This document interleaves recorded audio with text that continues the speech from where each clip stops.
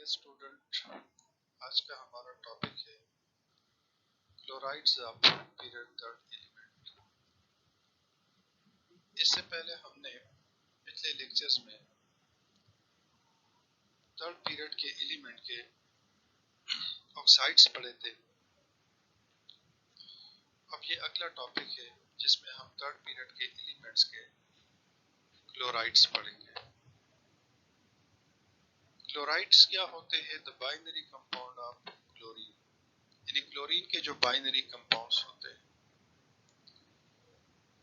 और binary compound जैसे मैंने ऑक्सीजन में भी आपको बताया था कि जिसमें 2 एलिमेंट्स होते हैं, तो क्लोराइड में एक एलिमेंट क्लोरीन और दूसरा एलिमेंट कोई भी मेटल या नॉन मेटल का होता है। तो जैसे थर्ड पीरियड का पहला एलिमेंट है सोडियम, तो उसका क्लोराइड है सोडियम क्लोराइड। फिर उसके बाद magnesium chloride, aluminium chloride, silicon chloride, phosphorus chloride, उसके बाद फिर सल्फर क्लोराइड, ये शामिल है। क्योंकि क्लोरीन का तो क्लोरीन के साथ क्लोराइड या ऑर्गन क्लोरीन के साथ रिएक्शन नहीं करता, तो सिर्फ सल्फर तक ये क्लोराइड इसमें शामिल है। तो क्लोराइड्स में सबसे पहला टॉपिक आता है इनकी स्ट्रक्चर। सोडियम क्लोराइड और magnesium chloride, they are purely ionic. इनमें आयनिक बॉन्ड होता है। और जैसे आप लोग जानते भी हैं, आप लोगों ने सोडियम क्लोराइड का स्ट्रक्चर भी पढ़ा है, जिसमें क्यूबिकल फॉर्म में या क्यूब की शेप में क्लोरीन और सोडियम के आयन जो है वो अरेंज होते हैं। So that consists of giant ionic lattice at room temperature. Giant ionic lattice का मतलब ये है कि एक बहुत बड़ी तादाद में सोडियम के आयन और क्लोराइड के आयन उस स्ट्रक्चर के अंदर अरेंज होते हैं और एक खास तरतीब के साथ वो एक दूसरे के साथ अटैच होते हैं, एक दूसरे के साथ लगे होते हैं। मैग्नीशियम क्लोराइड के बाद फिर आता है एल्यूमिनियम क्लोराइड, और एल्यूमिनियम क्लोराइड के बाद फिर सिलिकॉन क्लोराइड आता है। लेकिन एल्यूमिनियम क्लोराइड और फास्फोरस 5 क्लोराइड, पेंटाक्लोराइड, यहाँ पर इन्होंने वर्ड यूज किया है, दे आर ट्रिकी। ट्रिकी का मतलब ये होता है कि ये अपनी बॉन्डिंग चेंज कर लेते हैं। यानी जिस वक्त ये सॉलिड होते हैं तो सॉलिड फॉर्म में इनमें आयनिक बॉन्ड होता है, और जब हम इनको मेल्ट करके लिक्विड या वेपर में चेंज कर देते हैं तो फिर इनमें कोवेलेंट कैरेक्टर आ जाता है। इसके अलावा बाकी जो दूसरे हैं, यानी फास्फोरस क्लोराइड के अलावा सिलिकॉन क्लोराइड हो गया या सल्फर क्लोराइड हो गया, सो दे आर सिंपल मॉलिक्यूल्स। इनमें फिर आगे सिंपल मॉलिक्यूलर फॉर्म होती है, सिंपल कोवेलेंट मॉलिक्यूल होते हैं। और फिर उन कोवेलेंट मॉलिक्यूल में इंटर मॉलिक्यूलर फोर्सेस होती है। कौन सी? इंटर मॉलिक्यूलर फोर्सेस होती है। इसके बाद अब हमारे पास आता है मेल्टिंग और बॉइलिंग पॉइंट्स। जैसे आप लोगों ने ऊपर वाले टॉपिक में पढ़ा है कि सोडियम और मैग्नीशियम के क्लोराइड क्या होते हैं? आयनिक होते हैं। तो आयनिक में इंटर मॉलिक्यूलर फोर्स, इंटर आयनिक अट्रैक्शन बहुत ज्यादा होती है।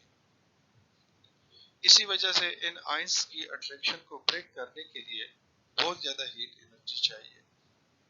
लिहाजा सोडियम क्लोराइड और मैग्नीशियम क्लोराइड आयनिक होने की वजह से इनके जो मेल्टिंग या इनके बॉइलिंग पॉइंट होते हैं वो बहुत ज्यादा हाई होते हैं। एल्यूमिनियम क्लोराइड या फास्फोरस क्लोराइड वो जब आयनिक फॉर्म में हो तो उनके भी मेल्टिंग पॉइंट या बॉइलिंग पॉइंट ज्यादा होते हैं।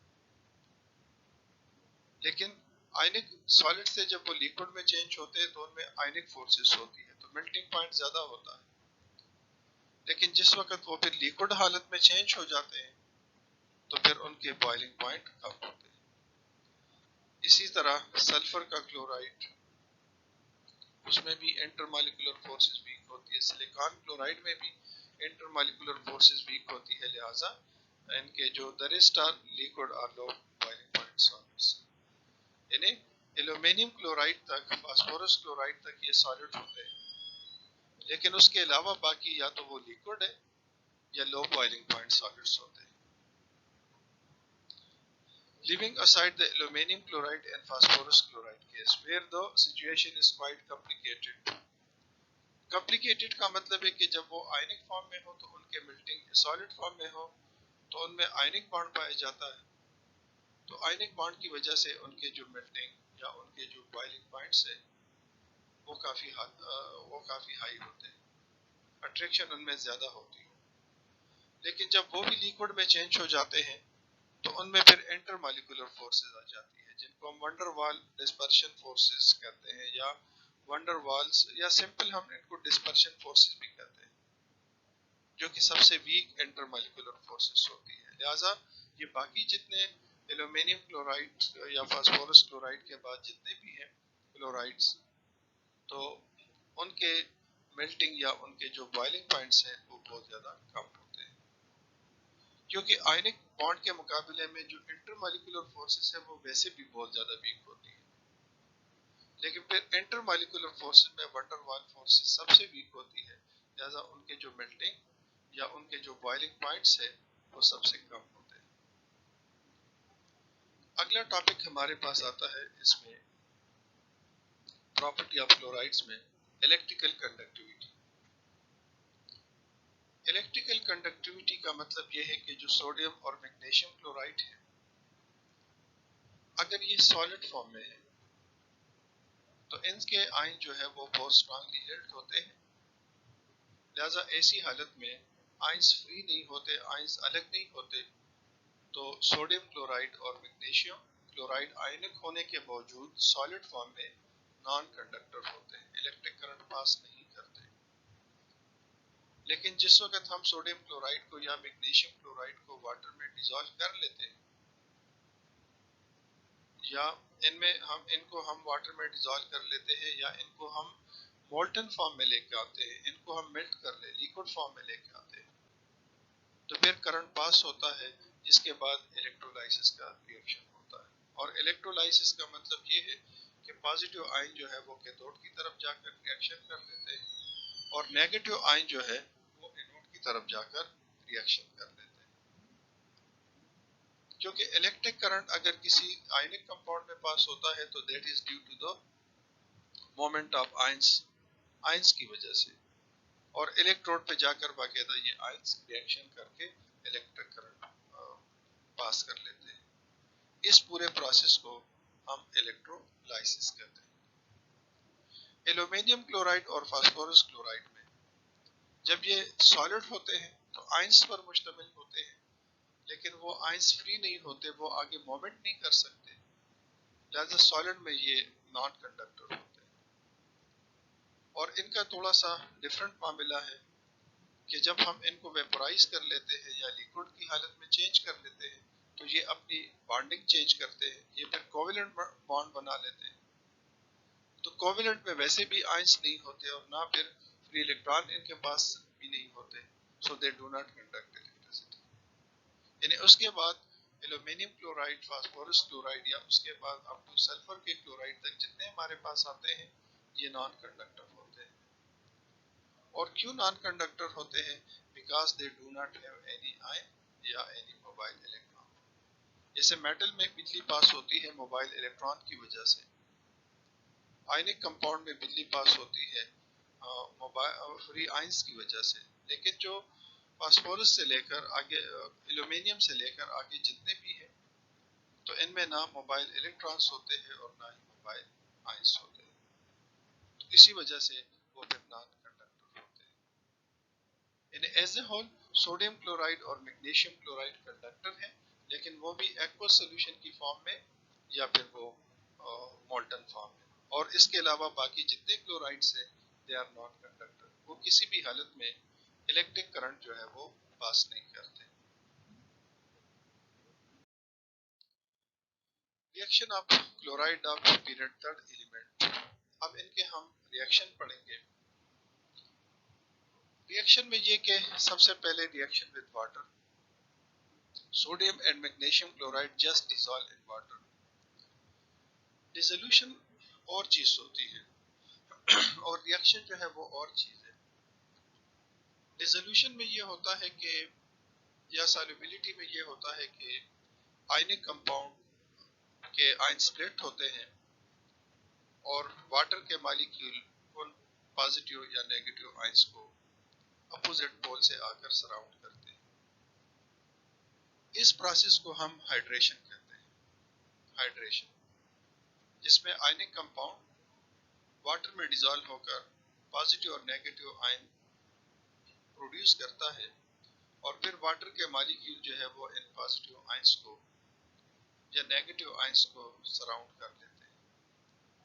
तो ये बेसिकली हमारे पास डिसोल्यूशन में ये बेसिकली हाइड्रेशन का प्रोसेस होता है।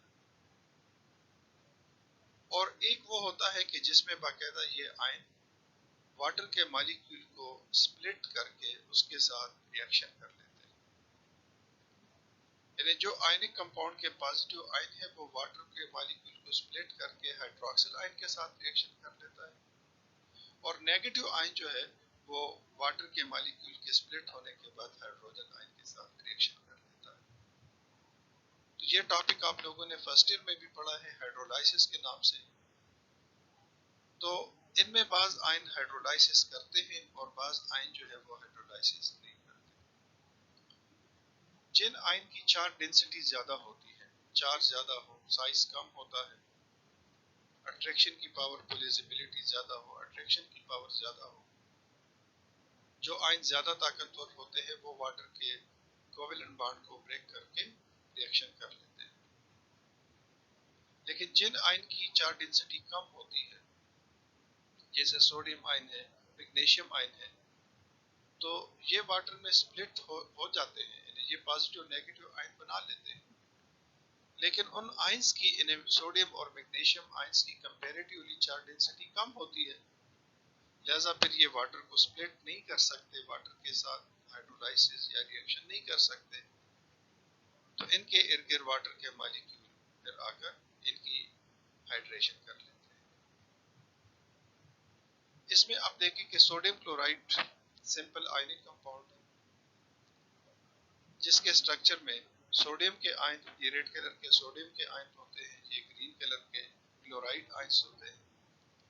और इसी तरह ये आयन एक बहुत बड़ी तादाद में एक क्यूबिकल शेप में अरेंज होते हैं। इसमें यह होता है कि अट्रैक्शन इन आयंस के दरमियान होती है और स्ट्रांग अट्रैक्शन होती है, क्योंकि पॉजिटिव और नेगेटिव आयन जो है ना, they strongly attract each other.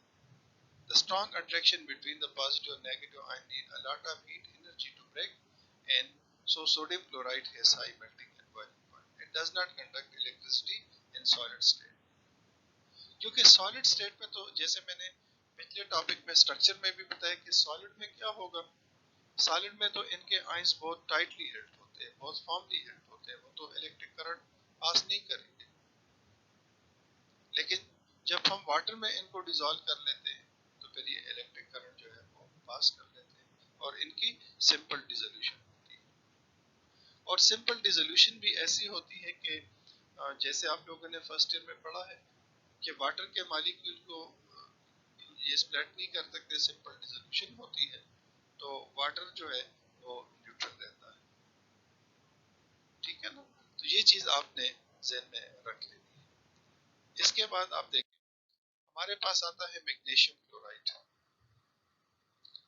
Magnesium chloride का भी ये है कि मैग्नीशियम और क्लोराइड के आयंस के दरमियान स्ट्रॉन्ग इंटरमॉलिक्यूलर फोर्सेस होती है। इसी वजह से इसके लिए भी बहुत ज्यादा हीट एनर्जी चाहिए, जिसके बाद फिर ये मैग्नीशियम और क्लोराइड आयन के दरमियान अट्रैक्शन जो है वो कम हो जाती है। इनके मेल्टिंग और बॉइलिंग पॉइंट ज्यादा होते हैं, क्योंकि मैग्नीशियम क्लोराइड का ये है कि मैग्नीशियम के ऊपर चार्ज +2 है, सोडियम आयन के ऊपर चार्ज +1 होता है। तो सोडियम क्लोराइड की निस्बत मैग्नीशियम के आयन और क्लोराइड के आयन के दरमियान अट्रैक्शन ज़्यादा होती है, लिहाजा मैग्नीशियम क्लोराइड का मेल्टिंग या इसका बॉइलिंग पॉइंट ज़्यादा होता है। सॉलिड फॉर्म, अगर ये सॉलिड फॉर्म में है तो ये नॉन कंडक्टर है, क्योंकि ना इसके पास फ्री आयन से ना इसके पास जो है वो फ्री इलेक्ट्रॉन्स होते हैं। लेकिन जब हम इसको मेल्ट कर ले मैग्नीशियम क्लोराइड को या वाटर में डिसॉल्व कर ले तो ये जो है आयन में स्प्लिट होता है, और आयन में स्प्लिट होने की वजह से फिर ये कंडक्टर बन जाते हैं, आयन्स फ्री हो जाते हैं। इसका ये कि magnesium chloride dissolve in water to produce acid, faintly acidic solution. इन्हें देखिए, सोडियम क्लोराइड को जब हम वाटर में डिसॉल्व करते हैं तो उसका सॉल्यूशन न्यूट्रल होता है, उसकी पीच 7 होती है, उसमें कोई चेंज नहीं आती पीच में। लेकिन जिस वक्त हम मैग्नीशियम क्लोराइड को वाटर में डिसॉल्व कर लेते हैं, पीच पेपर की मदद से या पीच मीटर की मदद से पीच निकालते हैं तो वो 6 आती है। अब 6 पीच हमें बताती है कि मैग्नीशियम क्लोराइड का एक्वस सॉल्यूशन स्लाइटली एसिडिक होता है, बहुत कम एसिडिक होता है। When magnesium ion are broken up the solid lattice and go into the solution, there is enough attraction between magnesium ion and the water molecule. अब आप देखें magnesium ion की charge density ज्यादा है, मैग्नीशियम का charge ज्यादा है, sodium का चार्ज +1 है, इसका +2, तो वाटर के मॉलिक्यूल के साथ इसकी अट्रैक्शन ज्यादा स्ट्रांग होती है, और स्ट्रांग अट्रैक्शन की वजह से वाटर का molecule lone pair magnesium ion के साथ शेड करके covalent bond coordinate covalent bond बना लेता है। एक हमारे पास सिंपल कोवेलेंट बॉन्ड होता है, एक कोऑर्डिनेट कोवेलेंट बॉन्ड होता है। सिंपल कोवेलेंट बॉन्ड में तो ये होता है कि म्यूचुअल शेयरिंग होती है, इक्वल शेयरिंग होती है। लेकिन कोऑर्डिनेट कोवेलेंट बॉन्ड में ये होता है कि एक ही मॉलिक्यूल का एटम पूरा लोन पेयर उस दूसरे आयन के साथ या एटम के साथ शेयर कर लेता है। तो वाटर का मॉलिक्यूल अपना लोन पेयर मैग्नीशियम आयन के साथ शेयर करके कोऑर्डिनेट कोवेलेंट बॉन्ड बना लेता है। और सिर्फ एक मॉलिक्यूल नहीं, बल्कि मैग्नीशियम आयन के इर्द-गिर्द 6 मॉलिक्यूल आकर कोऑर्डिनेट कोवेलेंट बॉन्ड के जरिए अटैच होते हैं। तो मैग्नीशियम आयन और वाटर की रिएक्शन से एक और आयन बनता है जिसको हेक्सा एक्वा, हेक्सा का मतलब 6, एक्वा वाटर, मैग्नीशियम आयन बन जाता है। ये इसका फार्मूला है Mg H2O होल 6, और फिर इस पूरे के ऊपर चार्ज आता है +2, क्योंकि वाटर न्यूट्रल है तो मैग्नीशियम का चार्ज इस पूरे आयन के ऊपर आ जाता है, और क्लोराइड आयन जो है वो फिर सोल्यूशन में रहते हैं। तो अब आप देखें कि क्लोराइड आयन और हाइड्रोजन के आयन, वाटर के हाइड्रोजन के आयन वो थोड़े बहुत रिएक्शन करके क्या बना लेते हैं, HCl, जिसकी वजह से सोल्यूशन स्लाइटली एसिडिक होता है। नेक्स्ट आप देखें एल्यूमिनियम क्लोराइड है। एल्यूमिनियम क्लोराइड का ये है कि ये किसी भी हालत में इलेक्ट्रिक करंट पास नहीं करता, इलेक्ट्रोलाइसिस नहीं करता, क्योंकि सॉलिड फॉर्म में ये आयनिक है, लेकिन सॉलिड फॉर्म में कोई भी आयनिक कंपाउंड इलेक्ट्रिक करंट पास नहीं करता, क्योंकि आयंस फ्री नहीं होते। और इसका मामला थोड़ा सा डिफरेंट भी है कि जब ये लिक्विड में भी चेंज हो जाए तो फिर इसकी बॉन्डिंग चेंज हो जाती है, ये कोवेलेंट बन जाता है। तो ऐसी हालत में भी वेपर्स की स्टेट में या लिक्विड स्टेट में भी ये इलेक्ट्रिक करंट प्रोड्यूस नहीं करता। इसमें भी अच्छी खासी और मतलब समझ लें स्ट्रॉन्ग किस्म की अट्रैक्शन होती है। लेकिन इसको जब हम वाटर में डिसॉल्व कर लेते हैं तो ये स्प्लिट हो जाएगा, एल्यूमिनियम आयन बनते हैं और इसके साथ फिर क्लोराइड आयन बन जाते हैं। अब आप देखें कि एल्यूमिनियम आयन के ऊपर चार्ज होता है +3, यानी इसकी चार्ज डेंसिटी जो है ना वो फिर मैग्नीशियम आयन से भी ज्यादा है। तो इसी वजह से वाटर के लिए इसकी अट्रैक्शन और ज्यादा होती है। तो ये वाटर के मालिक, जब ये आयन एल्यूमिनियम के आयन बन जाते हैं तो ये वाटर के मॉलिक्यूल को अट्रैक्ट कर लेते हैं, और वाटर मॉलिक्यूल में ऑक्सीजन के एटम के पास लोन पेयर होते हैं, जिसकी वजह से एल्यूमिनियम आयन के साथ वाटर के मॉलिक्यूल जो है वो कोऑर्डिनेट कोवेलेंट बॉन्ड बना देते हैं। तो अब आप एक चीज नोट कर ले कि यहाँ भी क्या बनता है, हेक्सा एक्वा एल्यूमिनियम 3 आयन, ये आयन बनता है और साथ क्लोराइड आयन जो है वो सॉल्यूशन में चले जाते हैं। इसके बाद जो हमारे पास क्लोराइड है, तो वो इंशाल्लाह हम नेक्स्ट लेक्चर में, जो कल वाला लेक्चर है, उसमें इंशाल्लाह हम स्टडी करेंगे। तो इनके ये सारी रिएक्शन, ये सारी प्रॉपर्टीज आप पढ़ लें। इसमें रीजनिंग के क्वेश्चन भी आते हैं, बहुत सारे रीजनिंग के क्वेश्चन भी, शॉर्ट क्वेश्चन भी बन सकते हैं, और इसी तरह इन टॉपिक्स में एमसीक्यू भी बहुत ज़्यादा पॉसिबल है। तो इन सारी चीज़ों को आपने बहुत माइन्यूटली पढ़कर इनको स्टडी करना है और इनको समझना है। फिर भी अगर कोई चीज़ की समझ ना आई हो तो कल आप मुझे बता दें। ओके बेटा, अल्लाह हाफिज़।